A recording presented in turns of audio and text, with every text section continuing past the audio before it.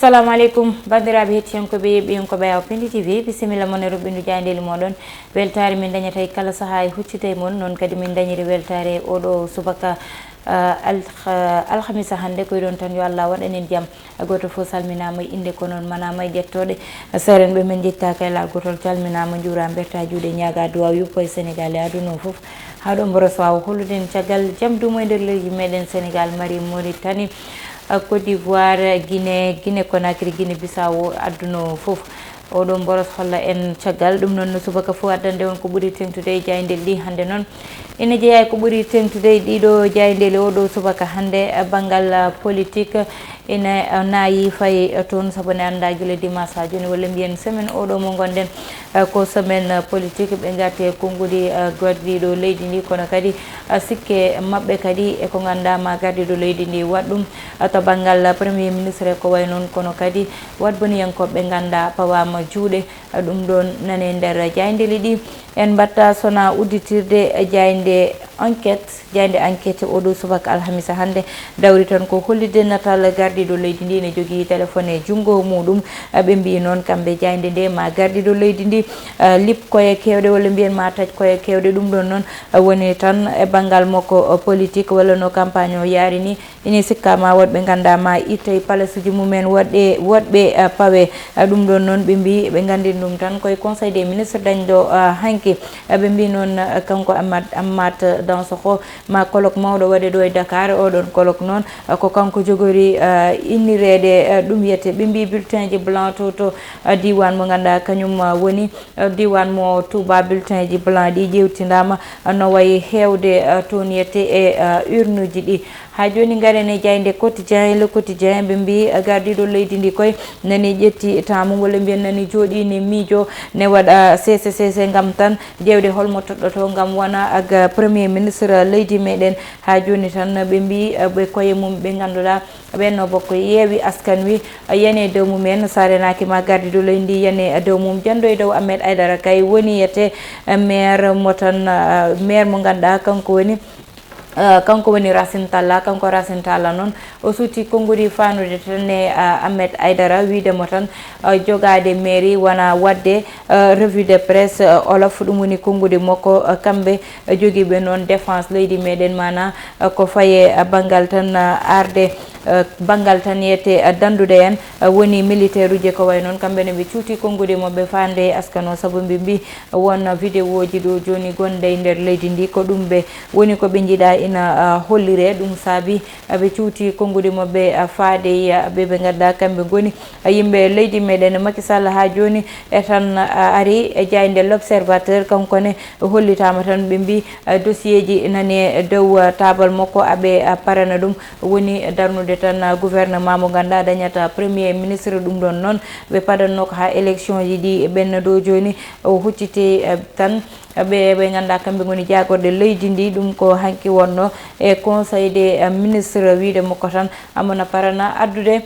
ko ministre walla mbiyen premier ministre ɗo e nder leydi meɗen woni jagorde poɗɗo ardade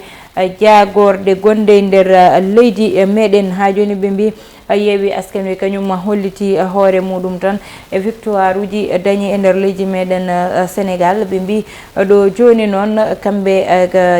Benno Bokk Yakar ɓe jii tan ko poussiére ɗum woni ko winda e nder jayde nde ɗo ɓe mbi Fodé Ballo Touré noon ko forfait e kano ko hedde kano saabi ɗum ko gagnande mbusde o dañño e match moɓɓe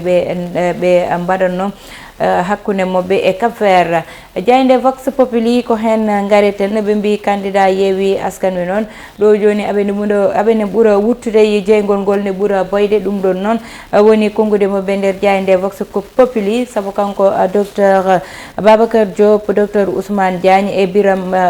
Biram Souleye Diop e docteur Mamadou Djité kamɓe noon ɓe mbi oɗo saaha aɓene nangui victoire moɓɓe ha tiiɗi ɓe mbi tan aɓene paɗa noon ha Benno Bokk Yakar wiye ene tetta ɗum e juuɗe moɓɓe ɗum ɓeɓe kuccodira moɓɓe no hannirta ni ha joni ɓe mbi tan Macky Sall haare muɗum e Ousmane Sonko saabi hawo gagna toon to diwan mo Ziguinchor saabu natto woppude hakkille ni e hoɗɓe toon ɓe ɗum ko konngudi Abdou Sané coordonnateur Pastef ton to diwan mo Ziguinchor ɓe mbi Galoba noon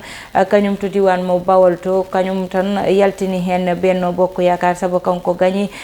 tonete ɓe mbi saka hakkude Sénégal e Guinée équatorial andamo ko dimanche pandiɗo oɗo wonata so Allahu lamɗo jaaɓi. Jayde Libération ari e Dieynaba Ndiaye baɗe bonde bannode ha galle goto e waɗoɓe politique toon to diwan mo Keur Massar duppa ha joom galle mo koye tani ko wasi dañi hen cuumu musgu ha oɗo saaha aɓani tan hakkude gurdam e mayde ne wawi wiyede aɓani ɗo joni e juuɗe docteur eɓe ɓe mbi noon oɗo saaha kanko Dieynaba Ndiaye o fawama jungo sabone sikka tan oɗon attaque ko kanko woni caggal muɗum saabi ɗum noon ko vidéo ko tan audio ji ganda ɓe keeɓi ɗum kamɓe police omo tan noon sutanno konngudi ñaddi fanude ɗum e mo bone o yani dow mum ha joni tan ɓe gari banggue goɗɗo woni Abdoulaye Daouda Diallo ɓe mbi tan yaltini hen Benno Bokk Yakar toon to ganda kañum woni kanko maire ɓokki Dialloɓe o toon to diwan mo Podor ko taari ɗum kamɓe noon pawi toon juuɗe kanko noon o gañi ko temedere jettuɗa foof 82 piccal nayi kanko e collectivité locale o ko kanko ƴetti ɗum kanko maire mo ɓokke Dialloɓe woni Abdoulaye Daouda Diallo nane nder Jayde Libération. Jayde Le Soleil jayde gendire kañum dawri tan koye école o e grève uji kewɗi ɗi ɗi noon grève uji noon sene haale hay hande sukaɓe nana parana kadi débrayage woni janggude feccere jaaha kadi jooɗoyo galleji mumen ɗum ɗon noon jayde nde wi tan oɗo saaha kamɓe sukaɓe almuɓe janggoɓe noon koɓe harɓey ko way noon wiide tan ɓe jiiɗi dow joni jangde nde ƴewte haaɓe jooɗoɗo ɓe poti jooɗade walla ɓe jooɗo e place mabɓe woni tan yaade to école to ɓuuri no ɓe goniri ni woni ñande fo grève uji débrayage uji e nder leydi ndi ɓe mbi Sénégal hawrata koye Guinée ɓe mbi hakkude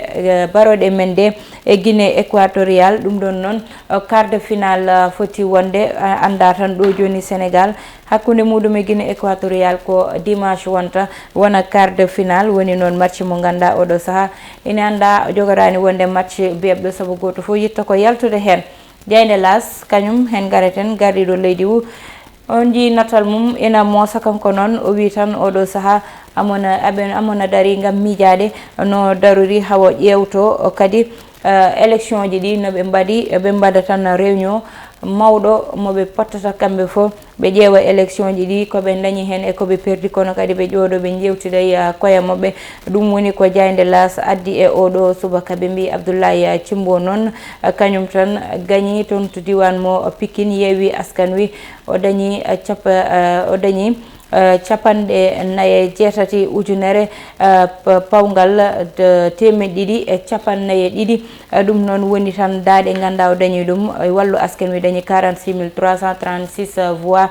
toon to diwan mo Pikine ha joni ɓe garti tan e Mary Teuw Niane ɓe mbi hakkude makko e Mansour Faye nde Mansour Faye gañi ha paari ta fottimo jungo wi yo arɓe ndenda ligguey o kono kanko o salaki ko way noon kanko Mary Teuw Niane hakkude makko e Mansour Faye. Jayde Les Échos ko hen gareten ɓe mbi Ismaïla Sarr ɗo joni ne wawi artude saabu match ji garoji woni quart de finale o amo sikka hen darde makko ina faada hen no fewi saabi ɗum noon gagnande o dañno ɓe mbi oɗo saaha noon mo ganduɗa kay jeeyede mum e match o siranta woni Sadio Mané saabu yete gagnande o dañno ñande en ɗum ɗon noon ɓe mbi to banggal scanner to e ko way noon hollitani haydara ko ganda ne wawi addande mo tampere mataw ni amo sikka tan mawo bo jeeye e jouoɓe match ɓe ɗo joni kay ɓe ganda suuɗama kay nangue kamɓe goni ɓe tolniɓe 11 yimɓe walla mbiyen sukaɓe worɓe wadboniyankoɓe joguinoɓe pakaji e jaseje toon to ganda kañum woni to diwan mo Louga kamɓe noon pawa juuɗe ɓe gummino ko ga e Dakar noon gam tan wadde sabote élection ji ɗi toon to diwan mo Louga to kamɓe noon ɓe pawama juuɗe ɓe mbi tan jobdidi noon faade mabɓe wonno tan ko ujunnaje 3 ha ujunnaje 2 ñalawma foof ɗum ɓe jogorno yoɓede gam tan ñande élection o ɓe jiiɓa toon to diwan mo Louga to Jande Start kañum uddata damal ngaren tan ha joni e CAN 2022 oɗo mo ganden ɓe mbi Ismaïla Sarr nani fada oɗo saaha darde makko e match garowo oɗo so Allah jaaɓi ɗum noon wonata ko dimanche ɓe mbi noon kanko baroɗe leydi meɗen ha joni banno Sadio Mané kañumne gañande muɗum mataw tan musata noon fo ha haɗa ɗum joude oɗo match ɓe mbi balo ko mo ganduɗa noon kanko woni balo Fodé Ballo-Touré kanko oɗo saaha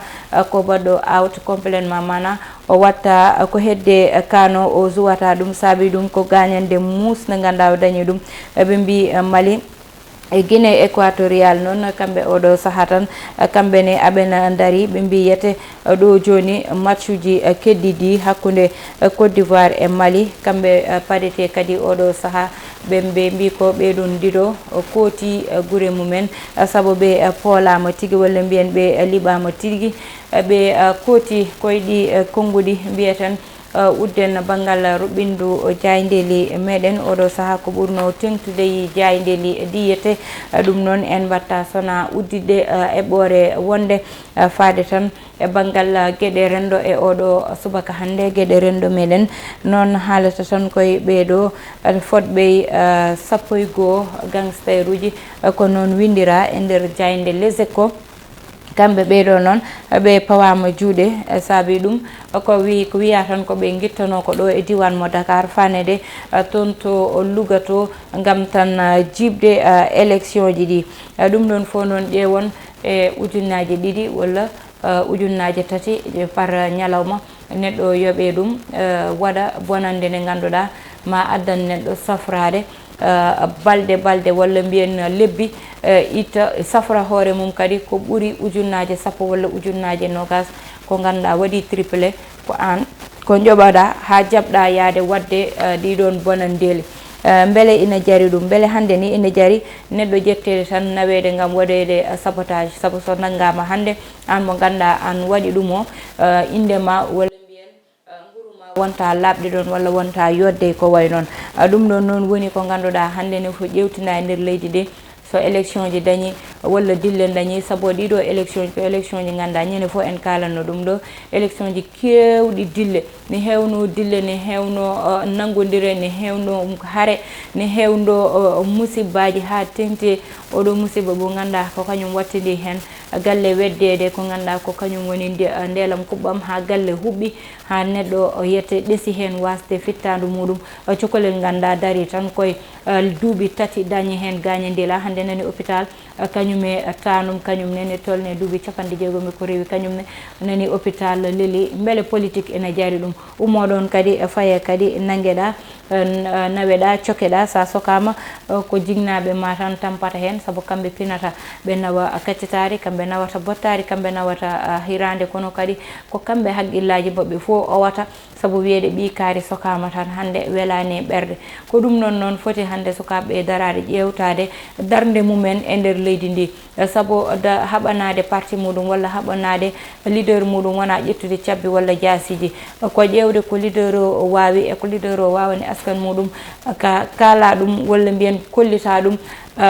jogorɓe wotoyde ɓe daro so tawi ɓe koolimama ɓe gotoya haala heewi tigui oɗo saaha e banggal politique o heewi to banggal hebde résultat ji e ko way noon foof hande jiiɓima e nder leydi ndi ɗum ɗon noon hettiyankoɓe ɗum wonno komin gaddanno on amin paada noon dañde ɗum ko ganduɗa kañum woni konngudi Daouda Moussa Dia e tan nder roɓindu jaydeli meɗen o arana en ko ganduɗa ko kañum kewi toon to diwan mo ganduɗa kañum woni Kanel wiide kanko gagné Benno Bokk Yakar wiide ko kamɓe gagné ɗum ɗon noon ko ɓuuri labtude hen gongol so Allah jaɓima min mbat komin mbawi gam addande on kankone version makko e nder roɓindu jaydeli meɗen saabu goto fo nani faɗa ɗum oɗo saaha koyɗi konngudi guddeten roɓindu jaydeli meɗen banimon debbo Aissata Ndiaye wonno heɗenno ene banggal caméra o ko Mansour Sow alias Thiat wondude Oumar Diallo.